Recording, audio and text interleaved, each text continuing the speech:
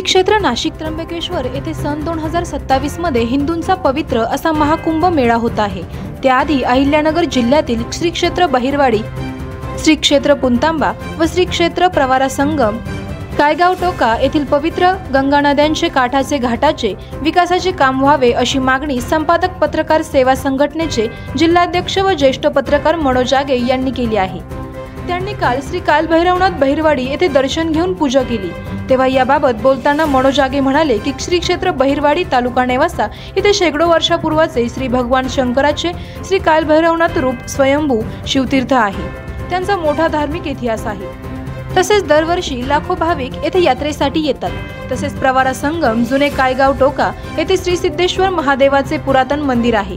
प्रभू श्रीराम यांनी सुवर्ण मृगमारीचं राक्षसाचा वध केला तो हा भाग। इथेही गोदावरी, प्रवारा, मुळा या 3 नद्यांचा संगम असल्याने सिद्धेश्वर महादेव मंदिर व पलीकडे श्री रामेश्वर महादेव मंदिर इथे आजपर्यंत कोट्यावधी लोकांचे अस्थि विसर्जन व दहाव्याचे कार्यक्रम झालेले आहेत व ही परंपरा शेकडो वर्षाची आहे।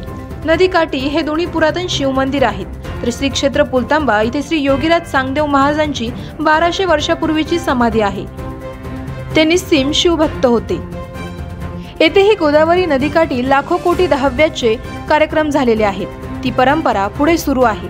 तसेच श्री क्षेत्र गोदाधाम म्हणजे सरला बेट इथेही श्री संत योगीराज गंगागिरीजी महाराज व संत गुरुवर्य नारायणगिरीजी महाराज यांची समाधी आहे।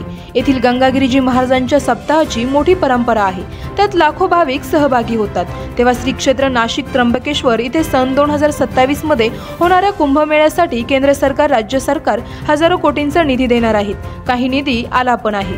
तेव्हा श्री क्षेत्र बहिरवाडी, श्री कालभैरवनाथ, श्री क्षेत्र पुलतांबा योगीराज संत चांगदेव महाराज, श्री क्षेत्र प्रवारा संगम, कायगाव टोका, श्री सिद्धेश्वर व श्री रामेश्वर महादेव मंदिर व श्री क्षेत्र गोदाधाम सरला बेट या ठिकाणी गोदावरी नदीचा घाट असून त्याचा मोठा विकास तातडीने विशेष निधी देऊन करावा व धार्मिक पर्यटनाला चालना द्यावी। कारण देशात हिंदूंचे मोदी सरकार आहे, राज्यात हिंदूंचे फडणवीस, शिंदे, पवार सरकार आहेत। तसेच महामंडलेश्वर शांतिगिरीजी महाराज, गुरुवर्य भास्करगिरीजी महाराज, महंत रामगिरीजी महाराज यांच्या RAS चे मोहन भागवत, पंतप्रधान नरेंद्र मोदी, मुख्यमंत्री देवेंद्र फडणवीस, उपमुख्यमंत्री एकनाथ शिंदे, उपमुख्यमंत्री अजित पवार, पालकमंत्री व जलसंपदा मंत्री राधाकृष्ण विखे पाटील यांच्याशी अतिशय चांगले संबंध आहेत। तेव्हा या सर्व गुरुवर्यांनी सरकारकडे गंगा नदी काठ व घाटाचा विकास कामाकरिता निधी मिळवण्यासाठी भूमिका घेतल्यास निश्चितच या हजारो वर्षाचा धार्मिक इतिहास असलेल्या तीर्थक्षेत्राचा मोठा विकास होईल। कारण प्रवारा संगम इथे गोदावरी, गंगा, मुळा, प्रवारा या 3 नद्यांचा संगम आहे।